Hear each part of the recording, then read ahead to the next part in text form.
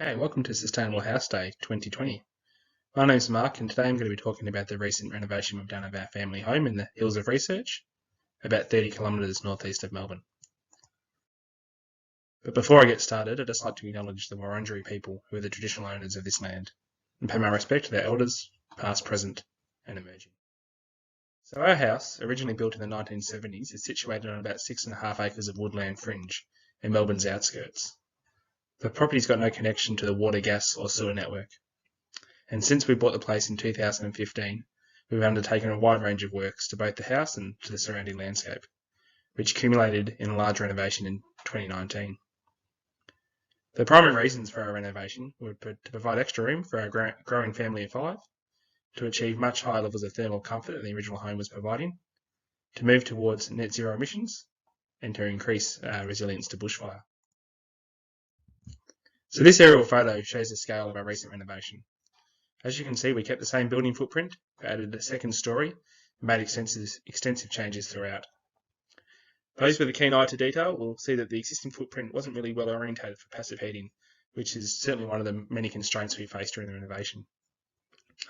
But we still incorporated many aspects of sustainability into these works, and today I'm going to focus on 3 core themes: bushfire risk, our water supply and treatment, and our energy use and generation. So first off, building to bushfire attack level 40 or BAL 40. And fringe, bushfire really is a significant risk for us. Our home was actually rated to bushfire attack level 29, which is the 3rd highest level, but we wanted to gain some extra protection, so we decided to build to the 2nd highest level of protection, which is called BAL level 40. So a key design response for us was to change from a flat roof to a pitched roof, to provide less opportunity for leaves and debris to accumulate on the roof and in the gutters. And along with the introduction of the gutter guard, this has been an absolute game changer in the amount of organic material we get collected in our gutters. Around the home, we've also changed the garden layout and our paving to ensure that there's a fuel break around the entire house. Only one garden now directly abuts the house, and that one we've planted a succulent garden on the south face, and that's obviously very low flammability. So one of the aspects you consider when doing renovations is the amount of embodied energy associated with material selection.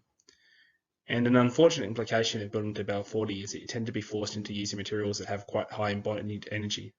So previously our walls were clad with a combination of brick and the cedar weatherboards, and those cedar weatherboards were just like tinders ready to go. So retaining the brick where practical, we replaced all of the cedar with colorbond and fibre cement cladding.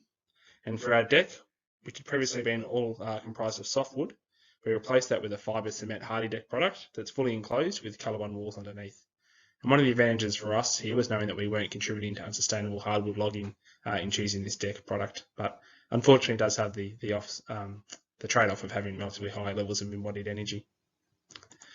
Another key component for building to bushfire is glazing. So the views over the valley are a really unique feature of our home, and we wanted to make sure we maximise those. But it did mean a lot of glazing. So we've got over 40 windows and 6 glass doors to be precise. So when I looked around, there weren't many cost-affordable options for glazing that was certified to BAL 40, unfortunately. And we weren't really in a position to adopt some of the high-end, thermally broken glazing options that were out there that could withstand BAL 40.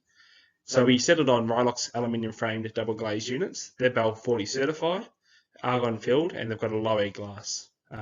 So they're still a huge improvement over what we had, but probably not as good as the best products can provide. But we've certainly noticed a major improvement in comfort since we moved back into the home.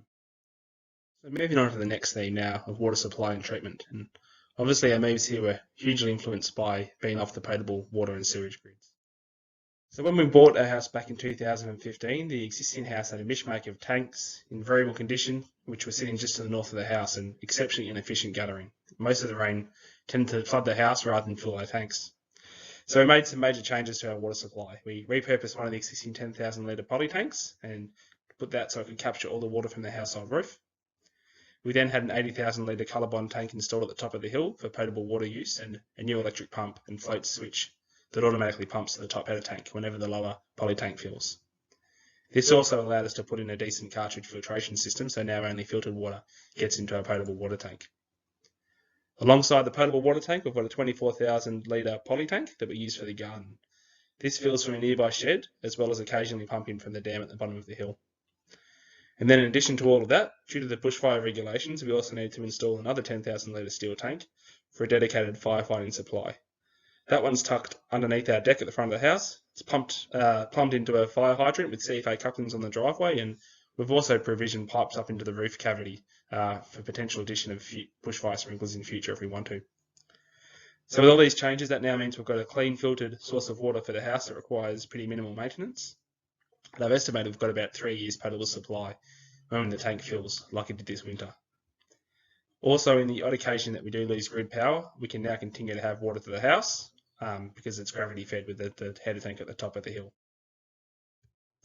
Now, internally, we've done what we can to work with our appliance and fitting selection to minimise water use. Things like shower heads, dishwasher, washing machine have all been conscious of that. But the favourite addition for me has been the 3 red water diverters that we've installed. So I've got a little loop video showing these ones, and how these work is when the hot water tap's turned on, the devices take the initial flush of cold water that's making its way through that was cooled in the pipes, and they redivert that cold water back into my potable water tank until the hot water arrives at the tap. So I've got these connected to both the vanity and shower in each of our bathrooms. They're a really good Australian-made product and working really brilliantly, so I'd certainly highly recommend them. At the other end of the water cycle, we had to replace our failing septic tank shortly after moving in, and so after some investigation we found the worm farm wastewater treatment system was going to work best for us. This has got really low energy use, unlike the wastewater treatment plants that have aeration blowers, and it requires no chemical treatment. Another bonus for us is it's got plenty of surge capacity, so if we're ever allowed to have mass gatherings again in Victoria in the house, then there's no issues with having lots of people over to your house for a party. You're not going to overflow the tank. And now to cover off on our last theme, energy use and generation. So, as I mentioned at the start, one of our really important objectives was to move towards net zero emissions, and solar PV has been central to that. In our previous homes, we've previously installed a 1.5 kilowatt system in about 2007, and then a 3.5 kilowatt system in 2013 at a different house. So this time we really were keen to go as large as possible. Unfortunately, as you can see, the existing footprint of our house isn't really well aligned for solar. We've got a lot of trees to the north of our house, which are a bit higher up in the landscape, which poses some pretty significant shading issues, and the pitch roof design also actually meant that we didn't have many roof faces to get really large spans of PV panels. So to address that, we installed a solar edge system with optimizers. And now, just looking at the consumption data that's come through from that in the chart there, you can see that during the summer, our generation's actually pretty close to the theoretical amount. But our actual production has dropped quite a way beneath the theoretical maximum in the cooler months.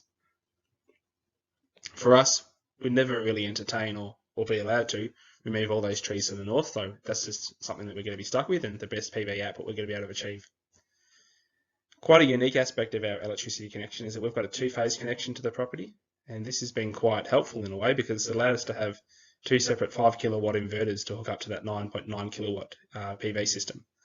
The advantage of that is that we can feed 5 kilowatts back into the grid when our generation is exceeding our demand in summer in particular, which allows us to export more renewable energy into the grid than a standard 1-phase household.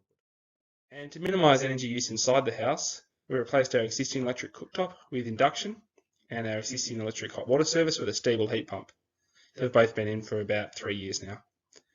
We also put a hot water tap into the kitchen for our dishwasher water supply, and by doing that we can use the preheated water that came from our heat pump to reduce the amount of extra heating that the dishwasher has to do during its cycle. Our space heating consists of a quadrifire slow combustion wood heater, which is complemented by several Dakin high efficiency multi-split reverse cycle units. Now I know that wood heating can be a controversial topic, but it works for us here because we only use fallen wood from our property. We don't have close neighbours, and also having it installed was quite important for us to try and reduce some of the huge drafts that were previously flowing in down the chimney through the existing gaping open fireplace and into our living room. So on that note, I hope this virtual tour of our home has helped build your understanding of some of the trade-offs involved in renovations and what features can work well on properties off the water and sewer grids. If you want to know more, then I'm always happy to talk to others about what I've been doing and things like that. So I welcome anyone to get in touch with me via email on mark@markstacey.com.au. I hope you enjoy the rest of your Sustainable House Day 2020.